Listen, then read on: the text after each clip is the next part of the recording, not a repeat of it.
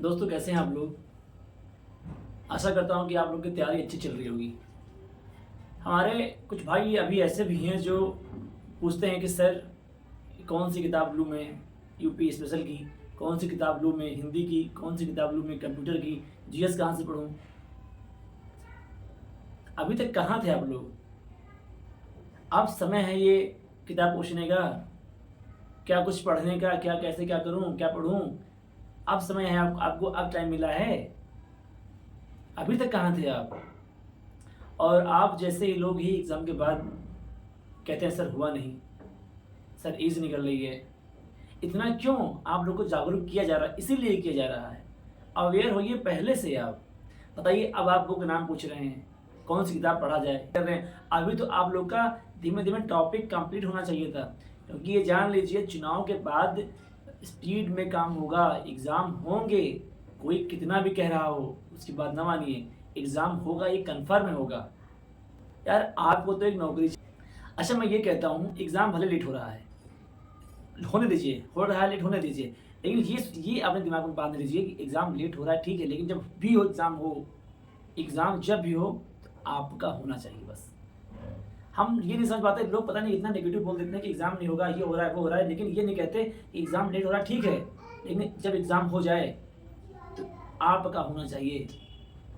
जो लेट हुआ है ना, फिर ये खलता नहीं है जो आपका लिस्ट में नाम आता है। और जो भाई हमारे कह रहे हैं सर किताब बता दीजिए, भाई मैंने ये काम बहुत पहले कर दिया था, बहुत पहले कर दिया था। अब किताब बताने का समय नहीं है, उसको पढ़ने का समय है, नोट्स बनाने का समय है। किताब का समय निकल गया। आज मैं जो मेरा वीडियो बनाने का मेन उद्देश्य है वो ये है कि आज मैं अपने एक मित्र, हमारे हैं मित्र कह लीजिए, सब्सक्राइबर है हमारे, मुझे अपने रूम पे ले गए थे। तो उनके रूम पे गया था तो वो हमको सब दिखा रहे थे, सर मैं ऐसे करता हूँ वैसे करता हूँ, ये पढ़ रहा हूँ सर, मैं 17 से आया था, आज तक मेरा एक एग्ज़ाम नहीं निकला। वो एससी कैटेगरी से बिलोंग करते हैं। कह रहा सर क्या बताऊँ, बहुत स्थिति ख़राब है, मेरा आज तक एक एग्ज़ाम नहीं निकल रहा है सर, मैं आपसे रियलिटी बता रहा हूँ। तो सबसे पहले तो मैं उस बंदे को ना नमस्कार किया, पता किस लिए, जो उसने सच्चाई बताई कि मेरा एक भी एग्ज़ाम आज तक निकला नहीं है। जब तक आप अपनी सच्चाई नहीं बताएंगे, अपनी कमियाँ नहीं बताएंगे, तब तक कोई आपका इलाज नहीं कर सकता, ये भी आप जान लीजिए। कोई शर्म नहीं करनी चाहिए। अगर आपके नंबर अच्छे नहीं आ रहे, पढ़ने में अच्छे नहीं हैं, कुछ समझ में नहीं आ रहा है, आप अपने टीचर से स्पष्ट रूप से कहिए, क्योंकि आज की ये कमी ना आगे चल के आपकी असफलता बन जाएगी। हम लोग देखो, हम लोग क्या था जब इंटर में होते थे ना, इंटर या हाई स्कूल में थे, तो कुछ चीज़ें जब समझ में ना आए तो शर्म करते थे, सर से कैसे पूछें, बच्चे भी हंस लेंगे। और आज वही चीज़ें क्या है, असफलता का कारण बनी हुई हैं। उन्हीं सब्जेक्ट के लिए आप कोचिंग करते हैं, वही इंटर की बुक पढ़ने के लिए आप कोचिंग करते हैं। तो सबसे बड़ी बात मुझे उस बच्चे में यही लगी ना, उसने सच्चाई स्वीकार किया, सर मेरा एग्ज़ाम नहीं निकला आज तक, एक भी एग्ज़ाम नहीं निकला मेरा आज तक। ये बहुत कम लोग स्वीकार करते हैं। यहाँ तो 60 नंबर रहेगा तो 65 बताएंगे, 65 रहेगा 70 बताएंगे, 70 रहेगा 75 बताएंगे। कौन अपने को कमज़ोर करे। 10 लोग के बीच में ना सबसे अधिक बताएगा कि 10 लोग के बीच में उसका सम्मान सबसे ज़्यादा हो। यहाँ तो तुम बता दिए 10 लोग के बीच में नंबर ज़्यादा है, अपने आप को धोखा दे दिए तुम, और जो कि अपने आप को धोखा देना नहीं चाहिए। तो जब मैं उसके रूम पे गया तो उसने दिखाया, सर देखिए मैं ये सामान पढ़ने के लिए लेके आया हूँ। तो मैंने उसकी किताब देखी तो लूसेंट थी, हिंदी की यूपी स्पेशल थी, वानी वाली, वो यूथ की प्रीवियस ईयर थी। और एक किताब थी कोई राजीव करके थी, वो भी थी यूपी स्पेशल की, कंप्यूटर की यूथ की थी प्रीवियस ईयर वाली। और उसने कुछ मतलब नेट से और गूगल से यूट्यूब से डाटा कलेक्ट करके रखे हुए थे, उसके प्रिंट आउट थे। एक चीज़ हमें उसकी सही नहीं लगी, ये सब सही था उसका, अच्छा पढ़ रहा था, सही तैयारी कर रहा है, और टाइम टेबल उसका अच्छा है, पढ़ने में सही है। हमें उसकी एक चीज़ अच्छी नहीं लगी, पता है क्या, उसने जीएस के लिए इतना प्रेशर ले लिया है, इतना प्रेशर ले लिया है कि 7-8 किताबें, जो एक सेट आता है पूरा परीक्षा वाणी, ओ सॉरी घटना चक्र का, पूरा ले लिया उसने। लमसम पढ़ा होगा, अब मान चलिए 2000। सोचिए 20 नंबर के लिए आप 2000 रुपये लगा के इतनी मोटी मोटी किताब ला के घर में रख ली हो, पढ़ पाओगे आप इसको। मुझे इतना बता दीजिए, आप इसको पढ़ लेंगे 3 महीने के अंदर? ईमानदारी से बताइए भाई। अगर आप मेरा वीडियो सुन रहे हैं तो बुरा ना मानिएगा, मैंने यही बात आपसे भी कही थी, और ये बात वीडियो में इसलिए कह रहा हूँ कि बहुत से हमारे भाई वीडियोस देख रहे हैं, जो आपने किया है वो ना करें। इसलिए मैंने ये वीडियो बनाया कि ऐसे बहुत से लड़के करते हैं, जिस सब्जेक्ट से डर लगता है उसको इतनी किताबें ले आते हैं, कांच देते हैं, और वही किताबें नहीं पढ़ पाते हो। तो मुझे ये बताइए कि वो पढ़ लेंगे आप 8-9 किताबें 2 महीने के अंदर, 2.5 महीने के अंदर? नहीं पढ़ पाएंगे आप। सब छोड़ दीजिए, एक किताब नहीं पढ़ पाएंगे आप। मैंने शुरू में यही कहा था भाई, बुक नहीं गांजनी कमरे में। हमको किसी को दिखाना नहीं है कि हम मोटी मोटी किताब पढ़ते हैं। लाइब्रेरी में जाएंगे ना, पता है वहाँ क्या होता है? जब अगल बगल देखेंगे किताबें खूब गजी रहती हैं, खूब गजी रहती हैं, लेकिन सच्चाई कुछ और होती है। अपने टेबल पर बैठिए, वहाँ उतनी किताब होनी चाहिए जितना आप पढ़ना चाहते हैं। जब आप अपने टेबल पर बैठें तो वहाँ उतनी ही बुक रखिए जितना आपको पढ़ना है, जितना आपको ज़रूरत है। जिस बुक को ज़्यादा ज़रूरत पढ़ने के लिए है आपको, उतना ही बुक रखिए अपने टेबल के ऊपर, और फालतू किताबें अलमारी में रखिए। जो आप इतनी मोटी मोटी किताबें ले आए हैं, 8 किताबों का सेट पूरा, आप पढ़ पाओगे उसको? नहीं पढ़ पाओगे, समय जाएगा आपका। मैंने बार बार बस एक ही बात फोकस किया है, और अभी भी मैं वही बात कह रहा हूँ, जो भी स्कोरिंग सब्जेक्ट है उस पर ध्यान दीजिए। नंबर आपका वही उठाएगा, आपका स्कोरिंग सब्जेक्ट। अगर आपको पास कराएगा तो स्कोरिंग सब्जेक्ट ही पास कराएगा, और कोई पास नहीं कराएगा। जो मैं 20 क्वेश्चन, मैंने 2 वीडियो बनाए हैं 20-20 क्वेश्चन के। इन वीडियो का मतलब ये नहीं कि यही क्वेश्चन आपके एग्जाम में आ जाएंगे। इस वीडियो का मतलब ये है कि आप क्वेश्चन का स्तर देखिए, कैसे क्वेश्चन आ रहे हैं ऐसे देखिए। अगर आप बुक पढ़ते होंगे, प्रैक्टिस सेट लगाते होंगे, जब ऐसे क्वेश्चन मिलते होंगे, बहुत बच्चे स्किप कर देते हैं। इतना टफ नहीं पूछता आयोग, वो आसान आसान पढ़ते हैं। अब मैं भी आपको चाहता तो 20 क्वेश्चन जो मैंने कराए हैं, 40 क्वेश्चन आसान आसान देता, आप टिक मार देते, और एग्जाम में आपके आता ना उसी में से कहते तो सर ने बताया था, सारे क्वेश्चन फंस गए। मुझे ये नहीं करना है। स्तर देखिए क्वेश्चन का, स्तर समझिए, कैसे क्वेश्चन पूछ रहा है उसको समझिए। डायरेक्ट क्वेश्चन नहीं दे रहा है, घुमा के क्वेश्चन दे रहा है। और जो क्वेश्चन मैं पूछ रहा हूँ ना, ये अधीनस्थ नहीं, कई परीक्षाओं क्वेश्चन नहीं है, रिपीटेड क्वेश्चन। वो मैंने आपसे पूछा है लगभग 40 क्वेश्चन। जब आप यूथ उठाएंगे प्रीवियस ईयर वाली किताब, ये वाली किताब देखिए, ये वाली किताब, जो क्वेश्चन पूछ रहा हूँ मिलेंगे इसमें आपको। भाई मेरा मतलब ये नहीं कि आप भी 31-32 साल लगाइए इलाहाबाद में, कहीं भी रहते हो, इतना टाइम खर्च कीजिए।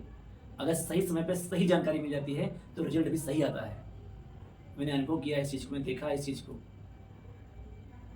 सही समय पे सही जानकारी, ये भर्ती आई है ना, 55 से भर्ती कभी आई थी इतनी बड़ी भर्ती आज तक? 69,000 शिक्षक भर्ती आई थी 18 में।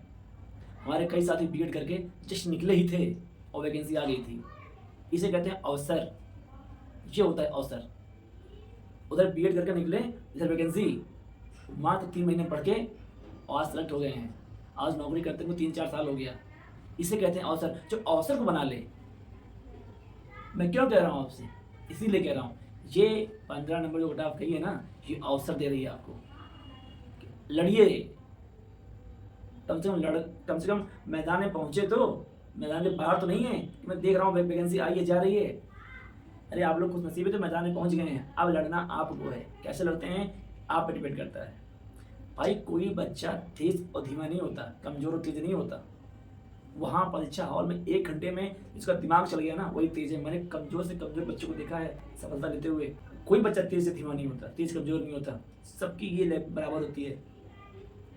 इसने कितना मेहनत कर लिया, 1 घंटे में किसका दिमाग चल गया, 1 घंटे में कितने क्वेश्चन सही समझ लिए। बहुत से लोग तो क्वेश्चन समझ नहीं पाते, वो गलती कर देते हैं एग्जाम में। मैंने कई बार गलती की है। मैं बोला मैंने बुकलेट मारा सी और भर के आ गया डी, और जो मैंने गलती कर दी। ऐसी गलतियाँ बहुत लोग करते हैं। मात्र 1 घंटे में आप कितना क्वेश्चन समझ ले रहे हैं वो मायने रखता है। आता कितना भी हो आपको, अगर आप क्वेश्चन नहीं समझ पा रहे हैं, वहाँ गलती कर दे रहे हैं, बुलेट नहीं भर पा रहे हैं, बाहर हैं आप। सोचिए 18 भर्ती आई थी, 39,000 शिक्षक भर्ती, बीएड करके निकले लड़के और तुरंत वैकेंसी मिल गई और बीएड को शामिल कर लिया, आप सेलेक्ट हो गए। ये अवसर है, अपने अवसर को पहचानिए। यही अवसर 55-12 में है, और अवसर बार बार नहीं मिलते। क्यों कह रहा हूँ?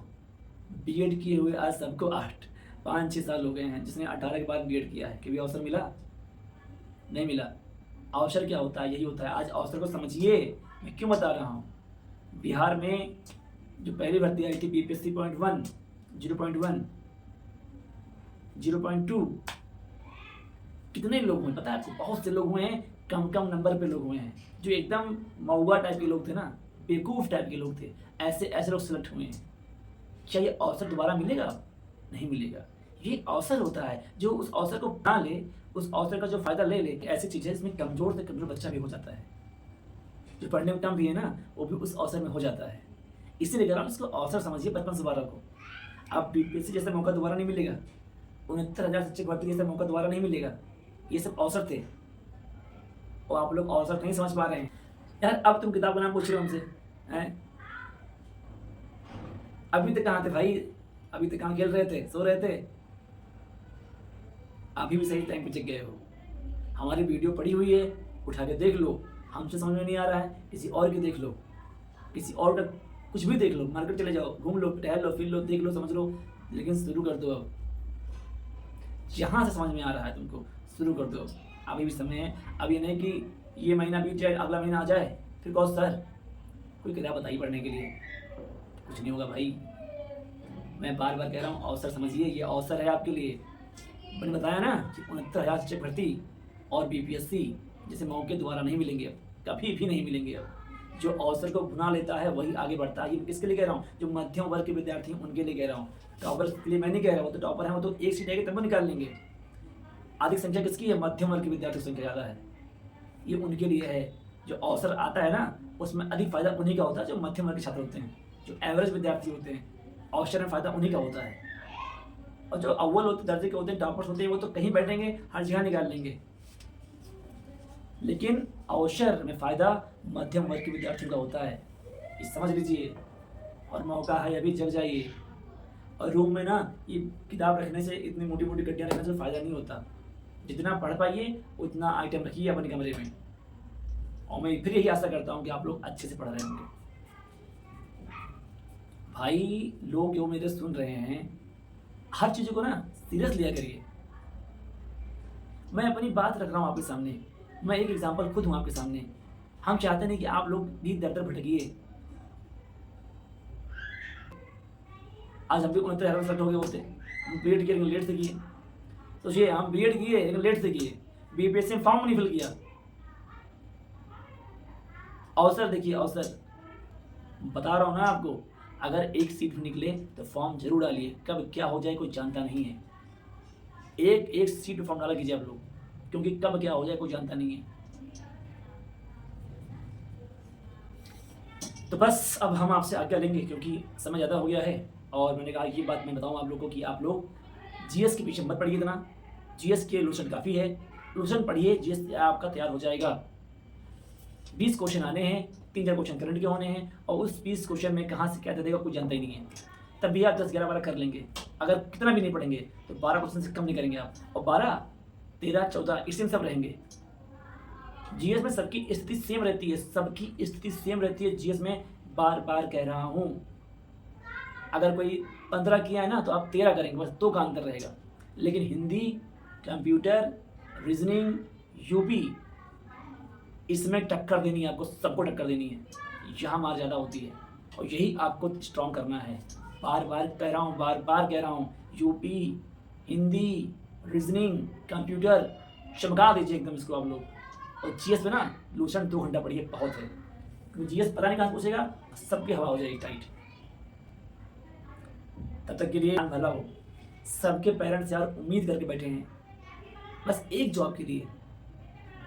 और गवर्नमेंट जॉब का जो कीमत है ना, वो समझेगा जो कर रहा है, इसके यहाँ है कोई गवर्नमेंट जॉब में। और मैंने बहुत से लोग को देखा है कि जॉब पाने के बाद भी कहते हैं कि अरे यार इसमें कुछ है ही नहीं, मज़ा ही नहीं आ रहा, ये नहीं हो रहा है, वो नहीं हो रहा है, समझ में नहीं आ रहा है, ये हम गलती में चले आए। उनसे मैं एक ही बात कहना चाहता हूँ, अभी भी समय आप छोड़ दीजिए, लेकिन छोड़ेंगे नहीं वो लोग। आपके सामने हमेशा रोते रहेंगे कि आप वहाँ तक ना पहुँचें। अब जब तुम्हें गवर्नमेंट जॉब से इतनी तकलीफ ही है और कर रहे हो, नहीं करेंगे वो। कैसे कैसे लोग हैं, मतलब खुश ही नहीं है आप लोग से कि आप लोग भी इसमें जाइए विभाग में। एक लोग थे जानने वाले, हमारे प्राइमरी में अध्यापक हैं और मास्टर साहब हैं, हमेशा रोते रहते हैं कि यार प्राइमरी में कुछ है ही नहीं, कुछ मिलता ही नहीं, समझ में नहीं आ रहा है। अरे भाई तो छोड़ दो उसको ना, उनसे पूछिए जो नहीं पाए हैं। सम्मानजनक जीवन जी रहे हो, अच्छी खासी सैलरी आ रही है, हर चीज़ हो रहा है, छोड़ दो, जाके प्राइवेट करके देखो, समझ में आ जाएगा। पता है किस लिए कहते हैं? आप लोग ना पहुँचिए वहाँ तक। आप लोग वैसे ही बने रहिए, तो छोटे ही बने रहिए हमेशा, यही चाहते हैं वो। बस और कुछ बोलना नहीं है। धन्यवाद, आपने सुना मुझे, बहुत-बहुत दिल से आभार।